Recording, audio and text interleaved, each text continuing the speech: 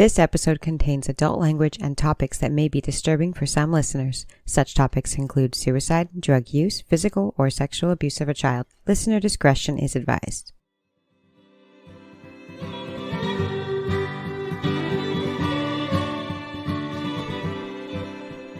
Hi, I'm Grant. And I'm Erica. And this is From Crime to Crime.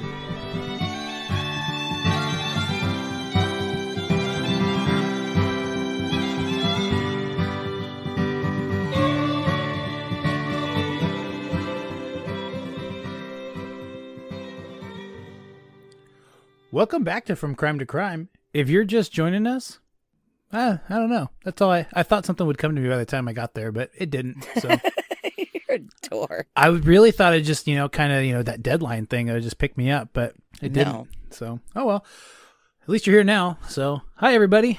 All right. Well, you want to get into this episode? Because there's a lot going on in this episode tonight. There is a lot going on, and I really like this episode too. I'm a big football fan, and so diving in and getting to really understand more about kind of what happened in the Aaron Hernandez case, I really enjoyed learning more about this. Yeah. I actually did too, because obviously everybody knows the Aaron Hernandez case because it was huge, but I didn't know all the details, and I didn't know how many other things were going on. So it was kind of interesting to learn all the nitty gritty. Yeah, absolutely. He was a huge name in football when he was playing, so this was really interesting, I thought. I know, I had him on my fantasy team. Hopefully not the year he went down, because no, that wouldn't be great for your fantasy team. No, but I'm pretty sure it was the year before. Oh, well, he had a great year that year, so. No, I know. I still lost, but oh, well, it was great. There's no I in team. It's fine. So we're going to get right into this. Aaron Hernandez was born in Bristol, Connecticut on November 6th, 1989. Oh, November 6th. Wonderful. Yeah.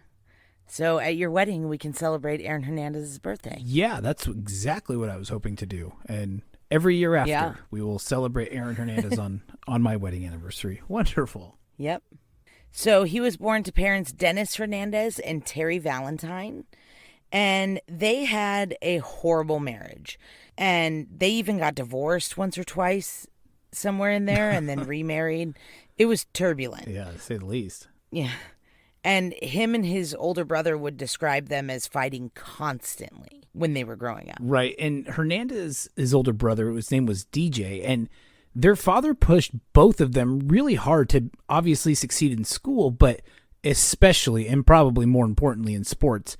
And he was physically abusive towards the boys and even their mom, Terry, as well. And the beatings even were alcohol related at times, but a lot of times it was because he didn't think they were trying hard enough in sports, which is totally crazy. But DJ and Aaron were terrified of their dad, but also in some ways they really idolized him. And from the outside, their dad seemed like a really good, decent guy. He had some issues in his past, but had really turned his life around and was a good husband and father. But behind closed doors, turned out he wasn't so nice. Yeah. He was kind of a dickhead. Yeah, absolutely. And it obviously turned out to kind of show. Yeah, in January of 2006, when Aaron was only 16 years old, his dad, Dennis, died from complications from a routine surgery for a hernia. His mom said that he took his father's death extremely hard, and he acted out his grief by rebelling against any kind of authority figures, which makes sense because his dad was pretty strict. Totally. That makes a lot of sense. Yeah. So other friends and relatives have also said that he really never got over his father's death. And following Dennis's death, Terry, their mom, had an affair with their older cousin Tanya's husband, Jeff, which, tell me if you lost track there. It's kind of a lot to take on, but yeah, that's kind of Springer. Yeah, seriously, it's all over the place. But after this affair was found out, Tanya and Jeff got a divorce, and Jeff moved in with Aaron's mom and Aaron and his brother, and Aaron was pissed. And he actually ended up moving out and moving in with the cousin Tanya. So that's a whole lot of shuffling and things moving on. And, it's tumultuous time anyway. And this is when Aaron kind of started running with the wrong crowd too, was when he started living with Tanya and he started going down a bad path. Yeah, and according to Aaron's brother DJ, Aaron was also molested as a child. Yeah. A teenage boy at his babysitter's house used to force Aaron to perform oral sex on him starting when he was 6. Oh, wow. And continuing on for years and years. So his childhood was less than ideal. I mean, it was pretty bad in some aspects. Yeah, and the one thing, though, about Aaron's life that was pretty great was how good he was at sports. And he attended Bristol Central High School, where he played everything. He played basketball, track, but football is really where he kind of excelled and went the extra mile. And he started off as a wide receiver, but then eventually would transition to a tight end, which would make more sense for kind of his body type. The tight ends are usually taller than he was, but he's very versatile and was able to kind of go in a lot of different areas. He was able to block, able to catch. So a tight end really made more sense for him with how athletic he was. And as a senior, he was even Connecticut's Gatorade Player of the Year. And he went on to make 67 catches that year. He had 1,800 yards and 24 touchdowns. And that was just on offense. He even played defense and had 72 tackles, 12 sacks, 3 forced fumbles, on and on and on. Man, I get it. Like, this guy's good at football, man. Like, really good. Sorry, my notes are a little in depth. I probably put way too much information in There here. was a lot there, but it's all really important stuff. He was setting all kinds of state records with these things that he was doing. So he was a pretty big deal. Yeah.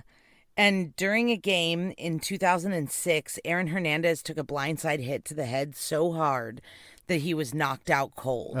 And an ambulance had to come and take him off the field. So he had some pretty significant head injuries as a child. I mean, he's young. Yeah, and he's a teenager, you know. That's gnarly. That's scary. Yeah, and after some of these, he was known to, like, not even know what was going on. Like, didn't know where he was, didn't know that he was playing football. Like, they were pretty bad head injuries for a child. Yeah, somebody should have, been paying for an adult, but no especially kidding. As a child. Yeah, someone should have been paying a little bit more better attention to kind of what was going on with him. But, it's all hearsay now. But not too surprisingly, Aaron Hernandez was a pretty popular kid in high school, and he started dating a girl named Shayana Jenkins pretty early on. He had known her for a really long time, all the way since elementary school, but he was still hanging out with the wrong crowd. And that's kind of when he started smoking a lot of pot, drinking, just kind of going into some pretty bad situations. And he was even smoking before school, before practices and games. Like, he was pretty deep down the rabbit hole.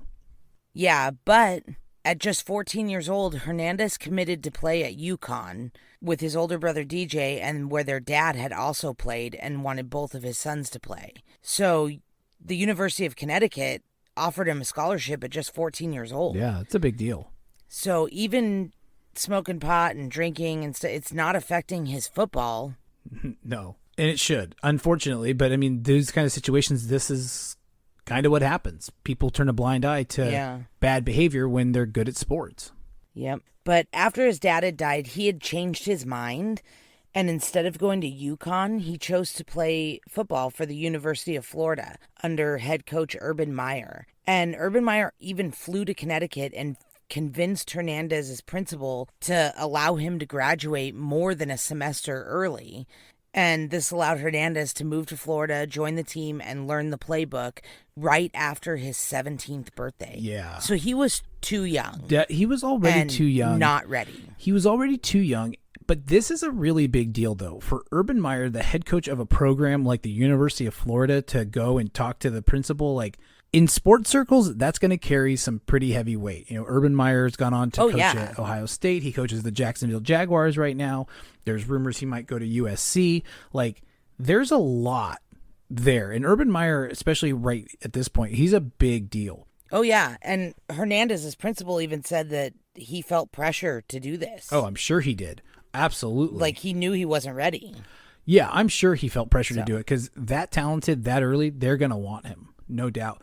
And he obviously wasn't ready for college in any way, shape, or form, but he graduated early, but like we talked about, it wasn't because of his academics, but it was only because of football. And it was pretty obvious that in hindsight, he was struggling really hard, not just in school, but mentally. He had so much going on. He was angry, and he was getting more and more dependent on these drugs that he was taking.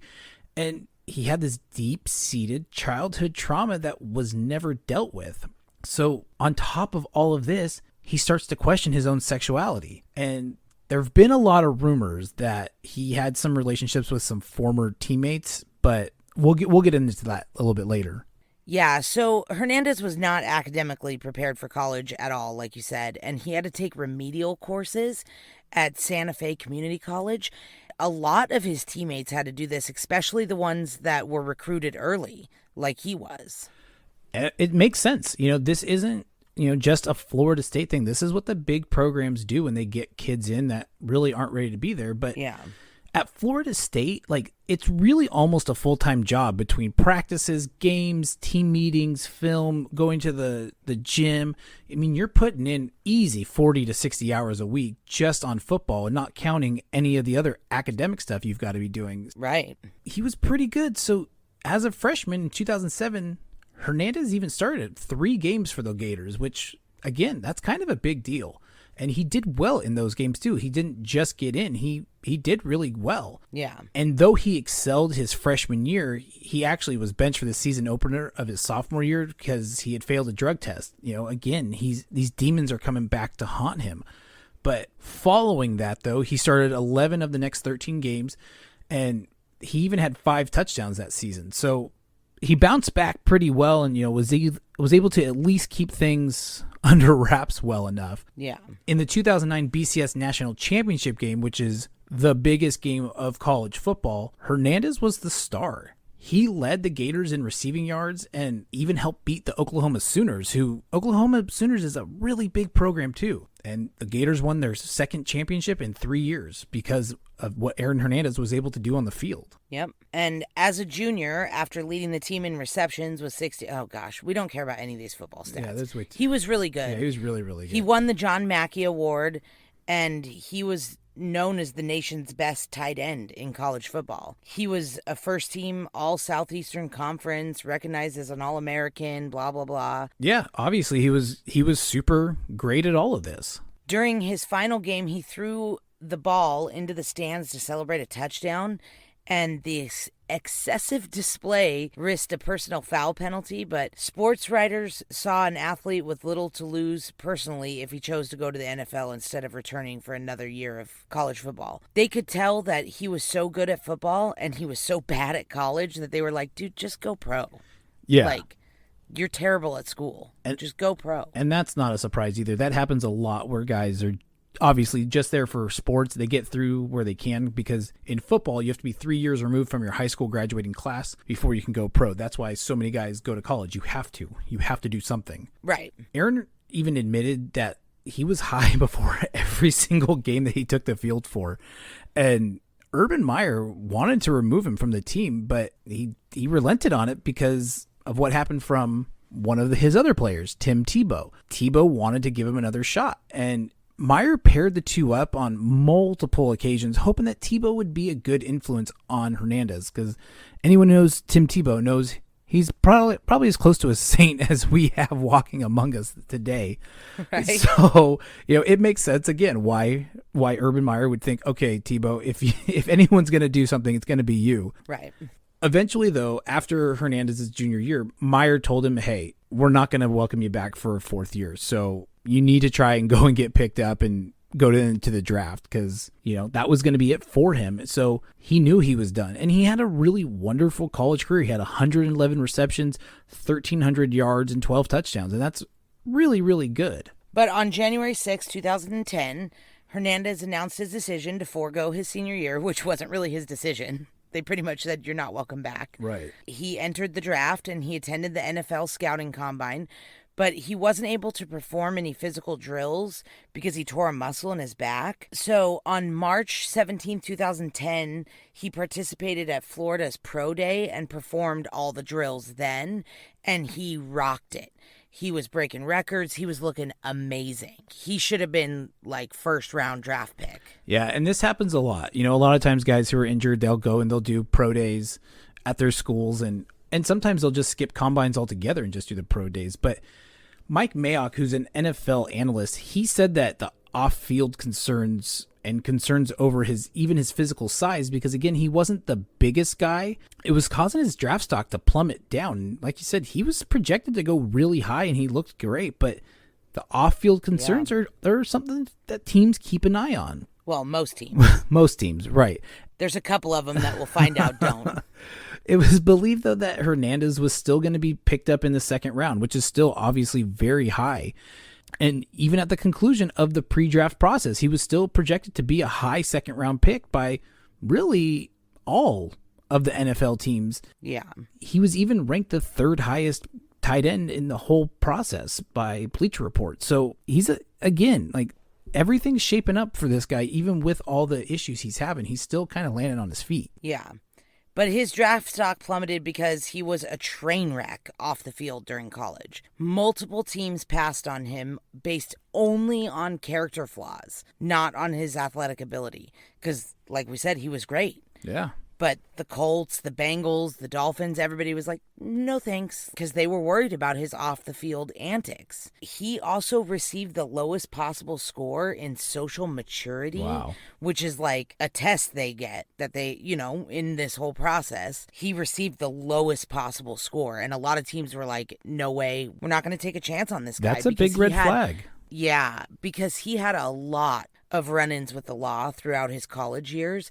Mostly minor stuff, but according to Aaron himself, he was real jumpy in bars and nightclubs, and he was like paranoid, and that could have been from his drug use. And a lot of things say weed, but then you read a little bit deeper into this, and there was some harder drugs going on too. He was paranoid, and he took any little minor slight, if somebody bumped into him in a nightclub, he thought they were trying to start a fight, or he was real agitated. Yeah, and an example of some of this like bad behavior was in April of 2007. Again, he's just 17 years old. He went to a restaurant with Tebow, and they had a couple of drinks, but when it came time to pay, he refused to pay the bill.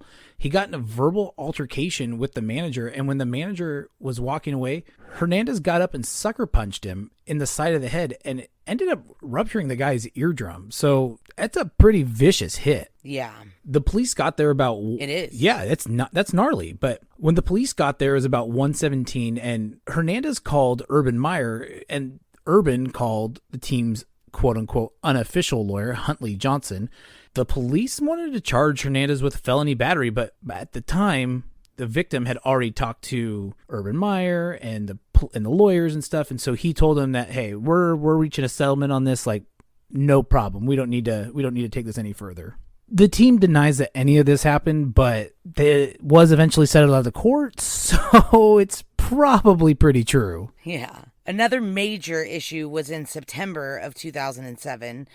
A car with 3 men in it were stopped at a red light in Gainesville, Florida, after leaving a nightclub, and somebody ran up to the car and fired 5 shots into the car. One of the men was struck in the back of the head, and another one was shot in the arm. Ugh. And the backseat passenger who wasn't hit told the cops the shooter was a Hispanic man weighing about 230 and had a lot of tattoos, and he picked a photo of Hernandez out of a lineup. The police told Urban Meyer they wanted to speak with Aaron and a couple of the other teammates that he was with that night, and the players all talked to Huntley Johnson, the unofficial lawyer, and they came in hours and hours later after the cops had said, you need to get him down here right now. Yeah. But they all cooperated. They all answered all the questions and everything except Hernandez. He invoked his right to counsel and refused to answer any questions. Yeah, well, that makes sense when you are probably the person who did it. Yeah. And when they came in to talk to him, he had his head down on the desk, and they said it appeared that he was sleeping. If you're being questioned in a shooting, you're calm enough to just sleep. Yeah, there's no time for sleeping. That seems kind of... Sleeping's not an option. Yeah, at that seems point. kind of crazy. Yes, if you didn't do it, you're getting charged for it. Yeah, probably not sleeping anytime soon. You're going to be a little jumpy. I feel like I would be, yeah. Yeah. So no charges were ever filed in this case, but these are some of the character flaws that these NFL teams were seeing from his college years that they were like, you know what? I don't know if we want to deal with the Plexico Burris situation, you know? Wow, you're going into the archives for that one. Plexico had what, like a gun in his shoe or on his ankle or something and shot in a nightclub? Well, that's what he says. Yeah. Wow. I had to think about that one. Nice reference. Thanks. Yeah. So even with all of these red flags, though, he was still drafted, and he was drafted by the New England Patriots in the fourth round. So, yeah, of course. In the fourth round, though. So he dropped a lot. He was expected to go 2 and fell to 4. But this is where teams start taking chances on people who are supposed to go higher.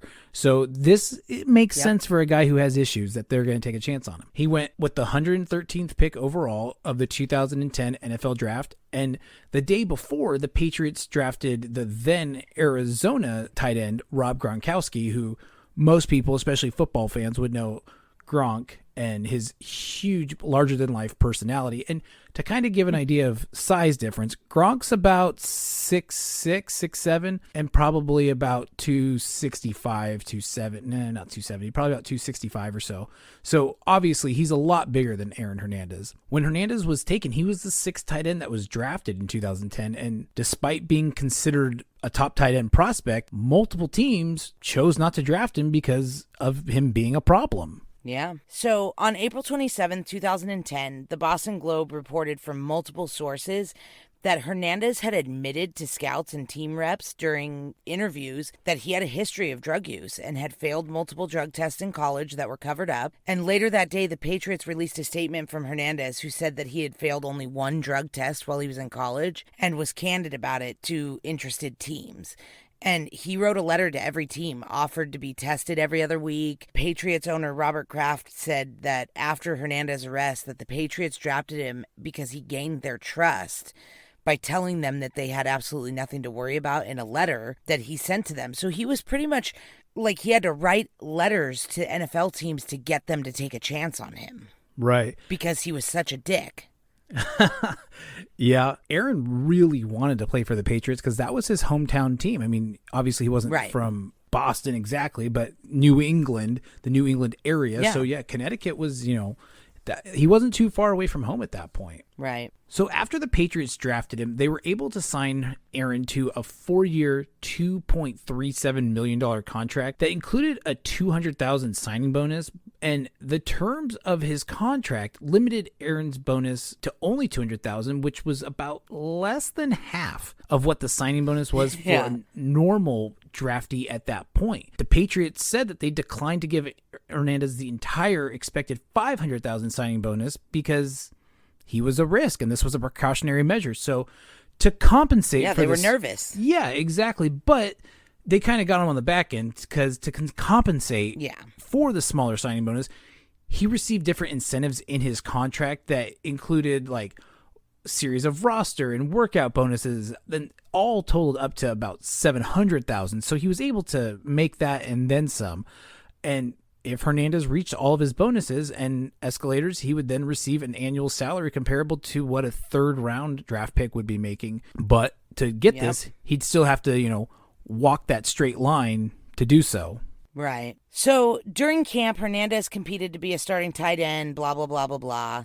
This is a lot of football talk. And the reason that we're going so deep into the football talk is because he was an amazing football player. He and Gronkowski were killing it their rookie years in the NFL. Yeah, they really were. And in 2010, the Patriots finished the season first in the AFC East, which was pretty standard for them. And on January 16th of 2011, Hernandez got to start in his first career playoff game, and he caught 1 pass for a 4-yard gain, and the Patriots lost that game. But in February of 2011, Hernandez had hip surgery, and he entered training camp slated as the backup tight end and competed to be the 2nd tight end on the team. So this is kind of where during a training camp, wide receiver Chad Johnson arrived in a trade from the Bengals. And Johnson, by this time, had legally changed his last name to Ochocinco based on his uniform number. Yep. So Aaron let him have number 85, and Aaron went back to his college number of 81. And the reason this is important is because they both say that there was no money exchanged and this transaction was just a kind gesture between teammates and blah, blah, blah. But it's later speculated that Johnson paid Aaron $75,000 for this, and Aaron used that money to buy drugs and illegal guns, and it was kind of used to finance like a wholesale marijuana distribution chain. So, Wow. Yeah. So there was things that even in his legitimate career, he was using the money to do illegitimate things, supposedly. That makes sense. That's what people like that do, you know. Yeah. Belichick named Hernandez the secondary starting tight end to start the regular season alongside the primary tight end, Rob Gronkowski, and Belichick continued to increase the use of the Patriots' quote 12 personnel. And according to NBC Sports, Hernandez and Gronkowski were the first pair of NFL tight ends in history to each have at least 5 touchdowns in a consecutive season for the same team. In 2011, they also set NFL records for yardage, receptions, and touchdowns by tight ends on the team. The success of Hernandez and the Gronkowski tandem, Honestly, it revolutionized the tight end position. Multiple teams tried to recreate the success that the Patriots had. Hernandez was considered to be the top H-back in the league. That year, the Patriots finished first in the AFC like normal, and they went on to the Super Bowl. Hernandez started in his first Super Bowl. And obviously, he's pretty good at football. And so the Patriots awarded him a 5-year, $39.58 million contract extension that included $15.95 million guaranteed and another signing bonus of $12.5 million. So with that, they're starting to trust him. Right, they're starting to trust him, and this was the largest signing bonus ever by an NFL tight end. And his $40 million total was the second largest contract extension ever for a tight end, and it was second only to Rob Gronkowski, his own teammate. Yep. Despite his success on the field and financially, he was not popular with his fellow teammates at all. It's been said that he had almost no friends on the Patriots. Brady was overheard after a game telling Tim Tebow that he was trying to steer Hernandez in the right direction, but called him a lot to handle. And Tebow had previously tried to help him too when they were on the Florida Gators together. So Tebow knew. Tebow absolutely knew. But Hernandez wasn't helping himself either when he hired 2 of his own friends from Bristol, and they both had criminal records. He hired them as assistants, and he hired one of them, this Alexander Bradley. This guy was his drug dealer, and this was now his personal assistant. And one of Bradley's duties was to calm him down during his fits of rage and paranoia, but also to obtain weapons for him. So this isn't a great guy to be involved and drugs with. Exactly. And there are a lot of other incidents where Bradley and Hernandez were together and getting in trouble for things like drunk driving and speeding, and there's way more that we can't go into because we're trying to keep this episode short. A lot of times he would use his name to get out of things like DUIs and stuff like that, and it's he was kind of causing a ruckus. Oh, yeah, definitely.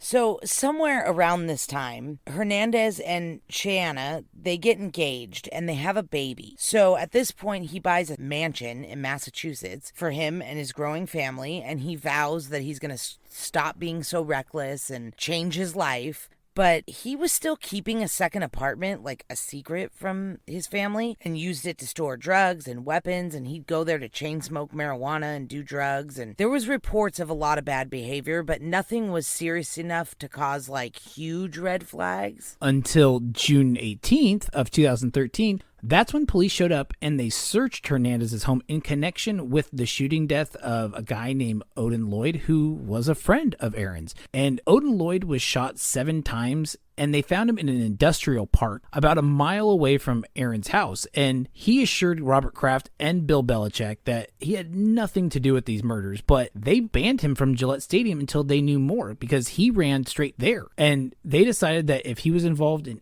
any way, that they were going to cut him as soon as they had any kind of confirmation. And on June 26, 2013, Hernandez was arrested on first-degree murder charges. So the Pats released him 90 minutes later. Before they even knew what the charge was, Belichick was like, nope, we're done. You stuck your Belichick in there anyway. Oh, did I say Belichick? Sorry. I wrote Belichick, too, on the notes, so I wouldn't say it. Sorry, guys. He's a cheating set. Okay, anyway. So 2 other low-life friends of Hernandez were also arrested in connection with this murder of Lloyd. And in August, he was indicted. And by April of 2015, after a highly publicized trial, he was convicted and sentenced to life without parole. During that trial, we learned that on June 16th of 2013, Aaron texted 2 friends from Bristol, one Carlos Ortiz and the other was Ernest Wallace, and asked them to come to Massachusetts. And he texted Odin Lloyd and said he was coming to pick something up from him and he wanted to hang out with him a little bit. It was suspected that he was probably going to pick up drugs, but we don't really know. And Lloyd got there. He was picked up by Hernandez and his 2 friends in the early morning hours of June 17th. He texted his sister from the car and he said, "Did you see who I'm with? NFL. Just so you know." At 3:23 a.m., the car they were in is seen on surveillance video entering a secluded industrial area that Odin Lloyd's body was found. And by 3:30 a.m., they're seen leaving and returning to Hernandez's home on his home surveillance videos. Prosecutors also say that Lloyd had the keys to a car that was rented by Hernandez in his pocket at the time of his murder, but prosecutors believe that Lloyd might have said something that caused Aaron not to trust him anymore, which could have been what led to this motive of why he did what he did. And they found a lot more than just the keys to the rental car that was in Hernandez's name. They found a joint with DNA on it, gum, a bullet casing. They had the video surveillance from his house where he had a gun in his hand. It was pretty open and shut that he was guilty of this. But there is a lot more going on in this trial. His fiancée, Shayana Jenkins, is charged with perjury. Later, that's dismissed. Turns out that her sister was dating Odin Lloyd, and that's how this was all connected. So she's sitting on one side of the court, her sister's on the other. It was really tense. Really tense, yeah. And during a search warrant, they find surveillance video from his own house of him and the 2 accomplices before they left, before the murder, and then coming home after the murder. And there's a gun in the video, and they find destroyed cell phones and videos of his fiancée taking things out of the house after he sends her texts saying, "Hey, throw this away." It's really messy. But eventually he's convicted, which was pretty obvious from the video surveillance and all the texts and DNA and everything. But there is one major thing they do find during the course of the investigation. When they search his cousin Tanya's home, they find a silver SUV in the garage that was a rented car that matched the description of a car involved in a 2012 double homicide near a nightclub in Boston. And this is really when things start to get messy. I mean, This whole thing is messy already, but this is when the dots all start to connect. Yep. So on July 16th, 2012, so this is well before he's arrested for Odin Lloyd's murder, near the Cure Lounge, which is a nightclub on Boston's South End, Daniel De Abreu and Sefiro Teixeira Furtado were killed by gunshots fired into their car. And witnesses testified that Hernandez's SUV pulled up next to the victims. Someone from his car yelled racial slurs at the victims and then fired 5 shots, killing both men. And the police immediately identified Hernandez, who was actively playing for the Patriots then, on the club's security camera footage, but they thought it was a coincidence. They were like, "Oh, crazy, Aaron Hernandez was at the club the same night this murder happened." It's like, that's because he is the murderer. Right. But they don't know that. They just kind of dismiss it as a coincidence. Right, but they are kind of starting to connect the dots like we talked about. And so... Well, in the beginning, they thought it was a coincidence, though, is what I'm talking about. Right, yeah, of course. But now that they find this car and everything, yeah. And while Hernandez was awaiting trial for the Odin Lloyd murder, he then gets indicted for murder charges of the killings of De Abreu and Furtado. He was also charged with armed assault and attempted murder for the people in the car that survived the shooting. There's a whole lot going on. So the trial begins on March 1st, 2017, and the prosecution's case was really strongly based on a testimony by Alexander Bradley, his assistant and known drug dealer at the time. Aaron had been feuding with him, and these guys had some pretty major beef, and Bradley says that Hernandez was the shooter, and Hernandez says that Bradley was the shooter. So they went back and forth on that. Yeah, and this is when things get wild, because Jose Baez is Hernandez's attorney in this second trial. Who the hell is Jose Baez? You said it like I should know who that is. Jose Baez? He was Casey Anthony's attorney, the one that got Casey Anthony off from killing her daughter. Oh, yeah, I never would have known that. Oh, yeah, he's obviously an incredible lawyer at getting murderers off. I wish he could be better at other things. Yeah. So, like you said, they were kind of pointing the fingers at each other, Bradley and Hernandez. And Bradley says that Aaron flipped out over these guys spilling a drink on him at the nightclub hours before the shooting, and that they had killed them in retaliation. And security camera footage confirmed that Hernandez was in the club for less than 10 minutes, and he calmly posed for photos with a fan. And they say that the security footage shows him leaving by himself, which contradicts Bradley's testimony, but they were kind of both pointing the fingers at each other, so it seems like at some point they obviously met back up. Yeah, definitely. Baez did make a good argument, though, about the police investigation because it was super sloppy.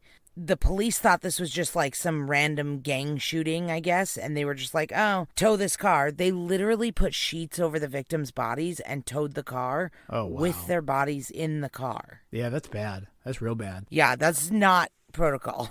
No. That's not how that works. Besides there being no physical evidence tying Hernandez to the murders, there was some problems with the case on this one. But according to the Boston Globe, there was, quote, powerful evidence that Hernandez was at the scene and played a role in their deaths, unquote. But on April 14th, 2017, Hernandez was acquitted of the murders. He was also charged with witness intimidation, but was acquitted of that too. Yeah, so the only charge he was found guilty of was illegal possession of a handgun. Right. But the really interesting thing that we learned during this second trial is the reason that Hernandez and Bradley were feuding. Exactly. And they're feuding because in February of 2013, Hernandez, Bradley, and several others visited a Florida strip club where they rang up a $10,000 bill. It's a hefty price tag. Yeah, I'm like, excuse me. Yeah.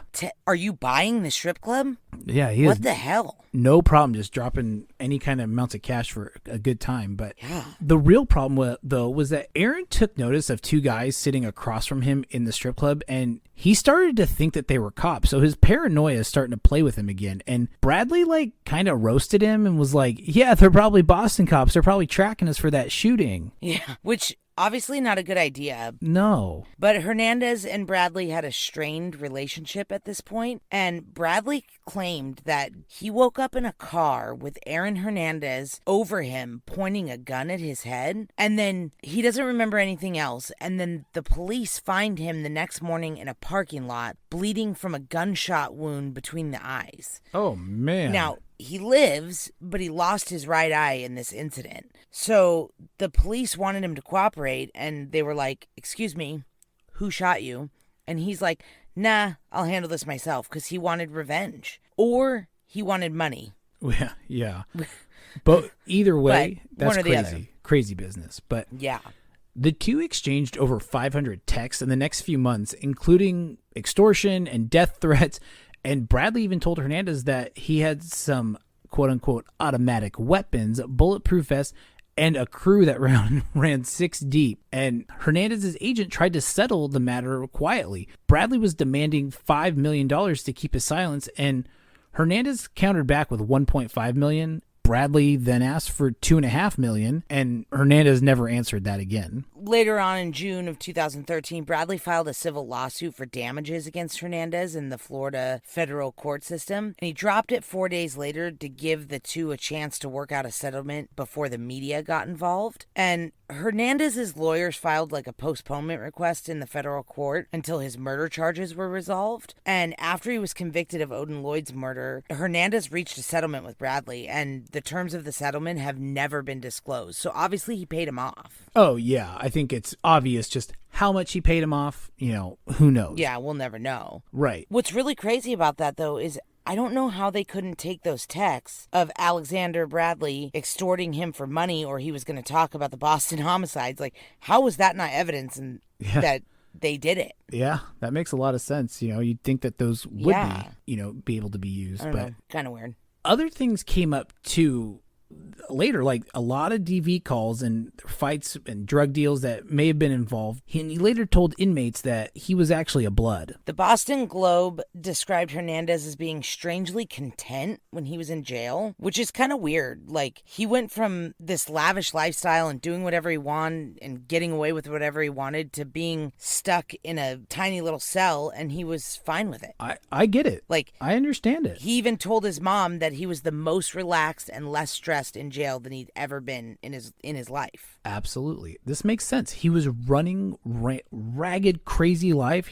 Sure, he wanted to kind of slow down a little bit, and now he was forced to. I get how this and the structure of it makes a lot of sense for him. Yeah. He didn't stay out of trouble in jail, though, because he broke prison rules. He was screaming, banging on his cell door, drug use, fighting. Like, he was a muck in prison, too, but he was thriving. Yeah, and the Boston Globe said that prison officials seemed to turn a blind eye to Hernandez's drug use and neglected to safeguard their, famous inmate. But other inmates remember Hernandez needing medical attention after smoking too much K2 while in prison, and K2 is like a synthetic kind of marijuana drug.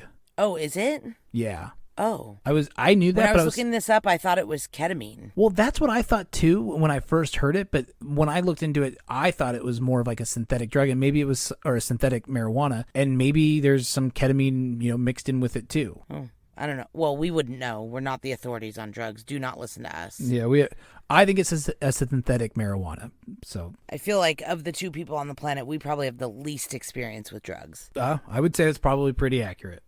Pretty close. Yeah. So Hernandez could speak to his fiancée Jenkins on the phone, and they did a lot, and all those phone calls were recorded and then released, which kind of was like, ugh, I felt weird listening to their phone calls. It's like, it felt very personal. Yeah, I always feel weird listening to those kind of phone calls too. Yeah, but he could only see his daughter when his mom visited him because Jenkins was facing perjury charges that were later dropped. But she couldn't visit him in jail because of the perjury charges. Crazy. Yeah. Also crazy, on April 19th of 2017, this is just 5 days after Hernandez was acquitted from the 2012 Boston double homicide, correction officers found Hernandez hanging from bed sheets from his window in his cell, and he was transported to the hospital where he was pronounced dead at 4:07 a.m. Again, he had been smoking K2 according to some of his fellow inmates. Yeah, so State Department of Corrections spokesperson Christopher Fallon first said that no suicide note was found, but then later they said that he wrote 3 suicide notes, one to Shayana, one to his lawyer, and one to his daughter. And it was said that he had a Bible next to him open to John 3:16, and that John 3:16 was written on his forehead and like on the walls. And shampoo was found covering the floor. Cardboard was wedged under the cell door to make it difficult for someone to enter, and there were drawings in blood on the walls showing an unfinished pyramid and an all-seeing eye of God with the word Illuminati written in capital letters underneath. And I've heard that that's a rumor. It sounds like a rumor. We'll never know because we're not going to see the crime scene photos. But his attorney, Jose Baez, later wrote a book called Unnecessary Roughness, and he printed the suicide note in his book. Oh, wow. At least the one that was addressed to him. I'm not sure if he printed the other ones. Yeah. I guess his thanked him for securing the acquittal in the double homicide and anticipated that he would win his appeal in the Odin Lloyd case, which it's like, if you thought you were going to win, why'd you off yourself? But we'll get to that. So the other 2 notes were addressed to his fiancée and his daughter, and he told Jenkins, "You're rich," which prosecutors in the Lloyd case believe was a reference to abatement ab initio. And it's some stupid old school legal doctrine in the state of Massachusetts that vacates a conviction if the person dies before their appeals are exhausted. And this is a big deal because... It's a huge deal because it means a lot of money's at stake. Exactly. And prison officials had not observed any signs that Hernandez was at risk of suicide, so he wasn't even put on suicide watch. And why would he? He was just acquitted of murder charges 5 days prior. Right. So after the completion of the autopsy by the medical examiner, the death was officially ruled a suicide by hanging.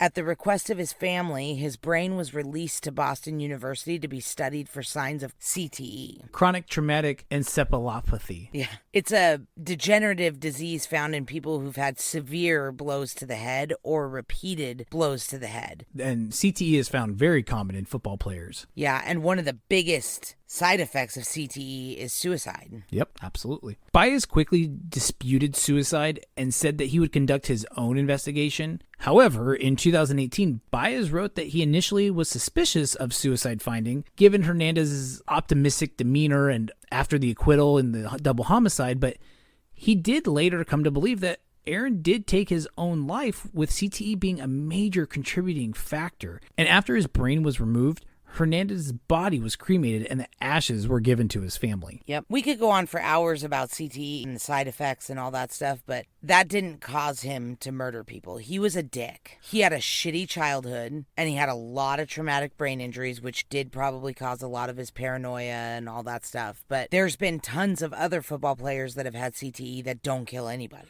Yes, but Aaron Hernandez did have a very severe case of CTE, so I will not call him a dick. I think what he did was terrible stuff, but I think that there was a lot going on, and it was this perfect storm of this kid who was sexually abused, physically abused, mentally abused, and then on top of it had physical trauma or physical brain trauma. So I'm not calling him a dick. I think he had a lot going on with him, and I don't think he was always, thinking as clearly as a normal person would be. So no, of course not. And he had a lot of stuff that happened to him. You're right.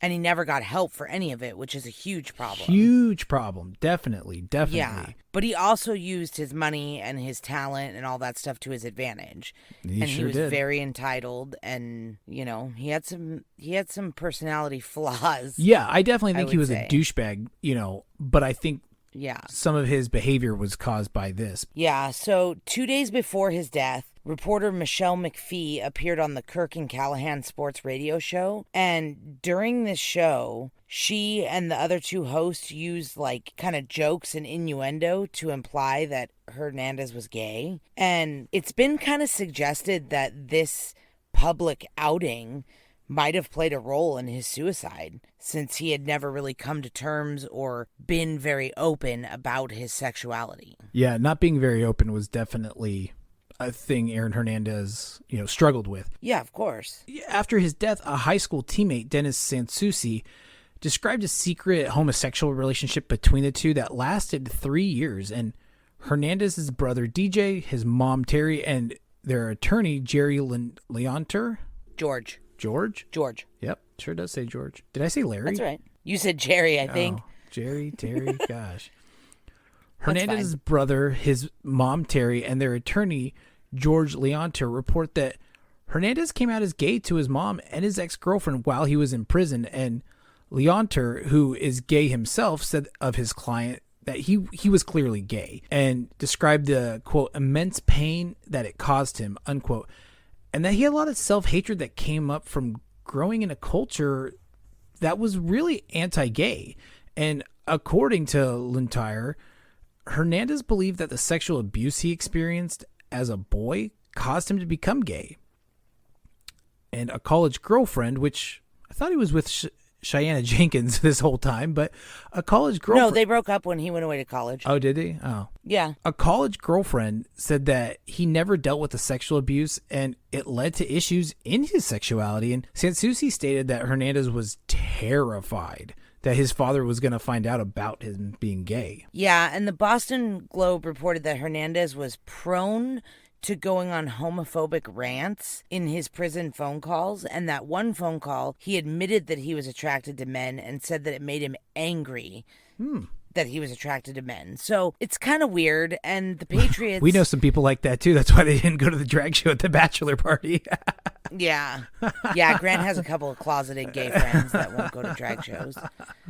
But anyway, there's been a couple of former Patriots players that have said that he would expose his genitalia in the locker room and talk about gay sex and stuff like that. But there's really no way to know. And without him being here, I don't know that it's really anybody's place to talk about somebody else's sex life. I will say that kind of stuff is pretty common behavior in a locker room, to be naked and to talk about those kinds of... that is pretty common behavior. However, I've heard a lot that it went past what the normal common Right. behavior was, and that was the problem with it. Like, is that what I want to say? Yeah. The problem? Yeah, it's fine. So It's fine. fucking Keep going. Brandon Lloyd. Damn it! I knew that too. I knew his last name was Lloyd, but I couldn't think of his first name. That's right. Can we just say this last sentence so we can be done with this episode? We said we weren't going to make this super long, and we made it as long as we could.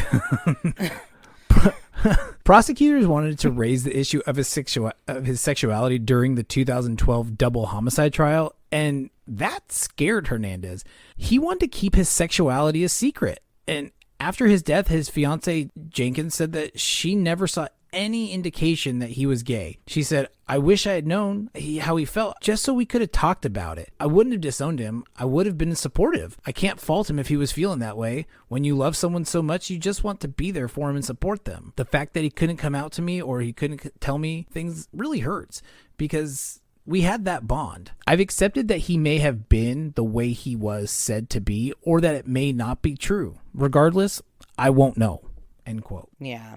Which is really sad. She won't ever know because he didn't tell her. But the reason why it was important that Aaron killed himself and that abatement ab initio was in effect was because when he died, it vacated his conviction of killing Odin Lloyd. Yeah, so there was a lot of money at stake because the Patriots owed him money on his contract, which turned out they'd ended up not having to pay that out because he was released from his contract before his conviction, so it wasn't based on his conviction. But the Patriots got screwed a little bit in a couple of ways, too, because after this whole thing came out, they offered anybody who had Hernandez paraphernalia or jerseys or anything, they were exchanging them for other jerseys in their team store and then destroying all the Hernandez paraphernalia. And they said that cost him like $250,000. Yep. Which I know is like a drop in the bucket for the Patriots, but Still a sizable a lot of money. amount. Yeah, definitely.